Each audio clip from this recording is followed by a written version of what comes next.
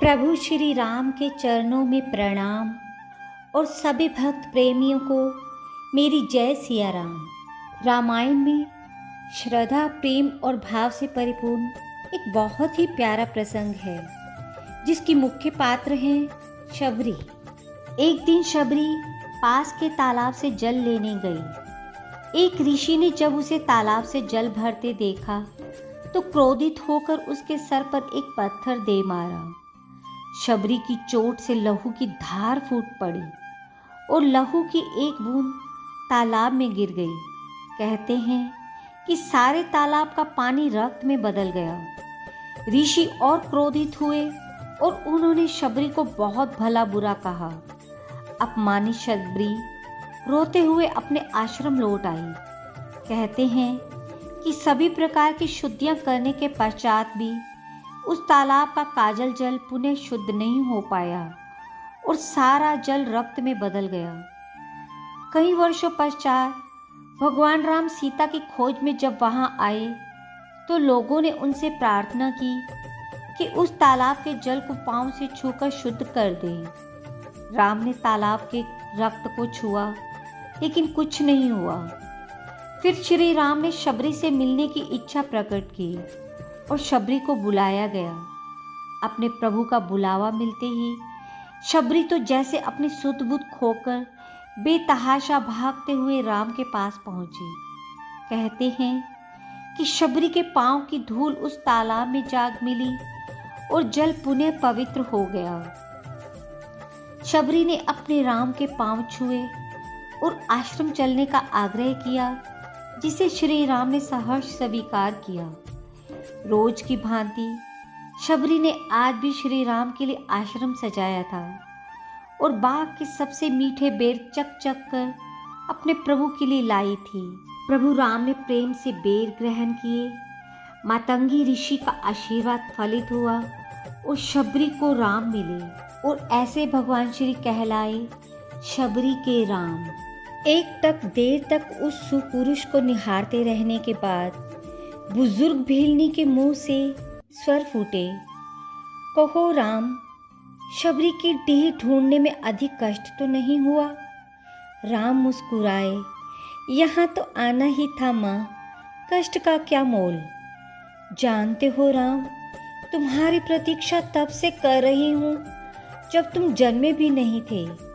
यह भी नहीं जानती थी कि तुम कौन हो, कैसे दिखते हो, क्यों आओगे मेरे पास।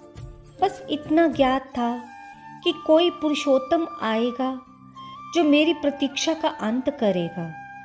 राम ने कहा, तभी तो मेरे जन्म के पूर्व ही तय हो चुका था कि राम को शबरी के आश्रम में जाना है।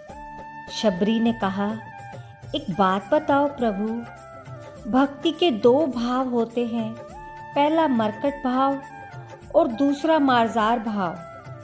बंदर का बच्चा अपनी पूरी शक्ति लगाकर अपनी माँ का पेट पकड़े रहता है ताकि गिरे ना। उसे सबसे अधिक भरोसा अपनी माँ पर होता है और वह पूरी शक्ति से पकड़े रहता है। यही भक्ति का भी एक भाव है जिसमें भक्त अपने ईश्वर को पूरी शक्ति से पकड़े रहता है, दिन रात उसकी आराधना करता है।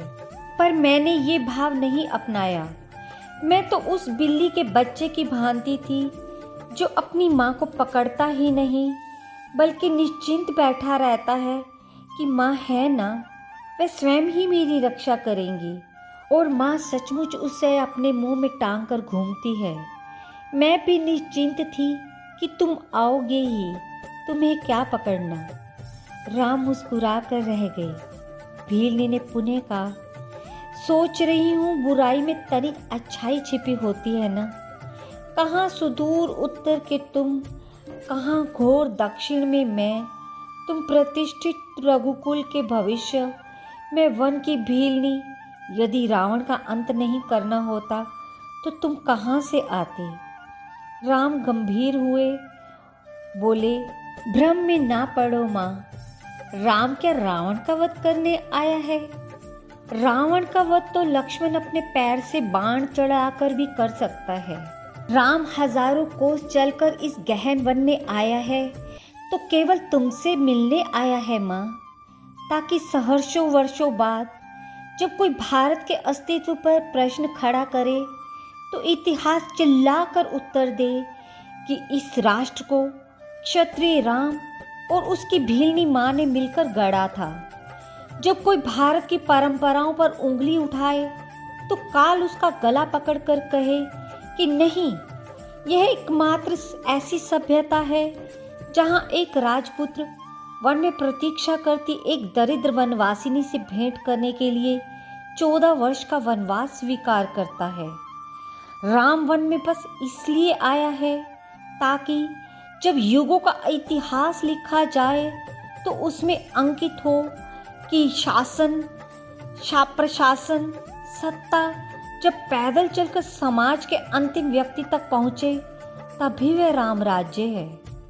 राम वन में इसलिए आया है ताकि भविष्य स्मरण रखे कि प्रतीक्षाएं अवश्य पूरी होती हैं।